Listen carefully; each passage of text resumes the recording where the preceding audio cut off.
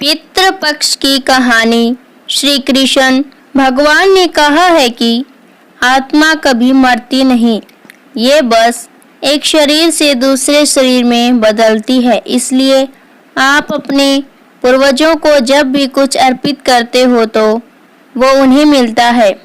दानवीर कर्ण, जिनके नाम के आगे ही दानवीर था, उन्होंने पूरी उम्र बहुत दान दिया। जो भी उनसे कुछ मांगता वो उन्हें जरूर मिलता।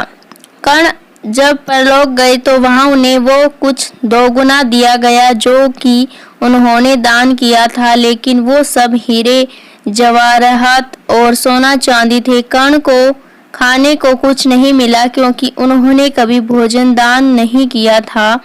कर्ण भूख से व्याकुल हो गए। अंत में यमराज की विनती करके धरती पर जाकर फिर से दान करने की आज्ञा मांगी। यमराज ने कर्ण को 14 दिनों का वक्त दिया। कर्ण ने धरती पर आकर जमकर भोजन दान किया और श्राद्ध किया। जब कर्ण परलोक वापस आया तो उसके पास खाना पहुंच चुका था। इसलिए हिंदुओं में भोजन दान करना बहुत शुभ माना गया है। श्राद्धों के दौरान तो गरीबों को भोजन खिलाना ही चाहिए। इसके जरिए हमारे पूर्वजों को सीधे ये पहुंच जाता है। कहा जाता है कि इन दिनों यमराज की आज्ञा से आत्माएं जमीन पर आती है और अपने वंशजों की ओर से अर्पित किए गए भोजन का भोग करती है। अन्य पौराणिक कथा। एक बार दो भाई थे, जोगे और भोगे। जोगे अमीर था और भोगे गरीब। एक बार श्राद्ध का वक्त था तो अमीर भाई की पत्नी ने उससे श्राद्ध करने को कहा, लेकिन वो इसे व्यर्थ की बात मानकर टालता रहा।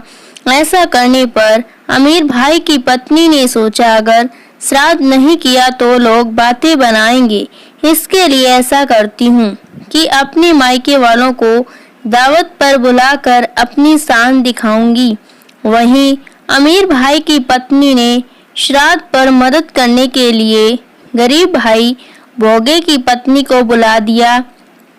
श्राद्ध का दिन आया तो भोगे की पत्नी पूरा दिन काम पर लगी रही। पूर्वजों के लिए खाना बनाया, लेकिन जैसे ही उनके पूर्वज खाने आए तो क्या देखा कि वहां पर तो अमीर भाई के ससुराल वाले खा रहे हैं।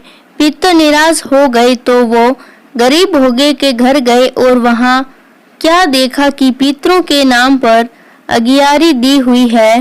पितरों ने उसकी राख चाटी और भूखे ही चले गए।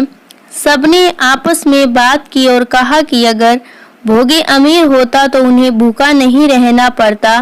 पितरों को उस पर दया आई और उन्होंने कहा कि भोगे के घर धन आ जाए।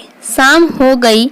गरीब भोगे के बच्चे खाना मांगने लगे, लेकिन उनके घर में कुछ नहीं था। भोगे के पत्नी ने बच्चों को टालने के लिए झूठ ही कह दिया कि बाहर होंदी के नीचे खान को है, खा लो। बच्चे जब वहां गए तो देखा कि होंदी मोहरों से भरी हुई है। दौड़े दौड़े बच्चे माँ के पास पहुँचे और सारी बात बताई। भोगे भी अब धनी हो गया। अगले साल जब पितृपक्ष आया तो उसने अच्छे से श्राद्ध मनाया, 56 तरह के भोग लगाए और ब्राह्मणों को भी भोजन कराया। इससे पितृ बहुत खुश हुए और भोगे का धन और कुल हमेशा बढ़ता ही गया।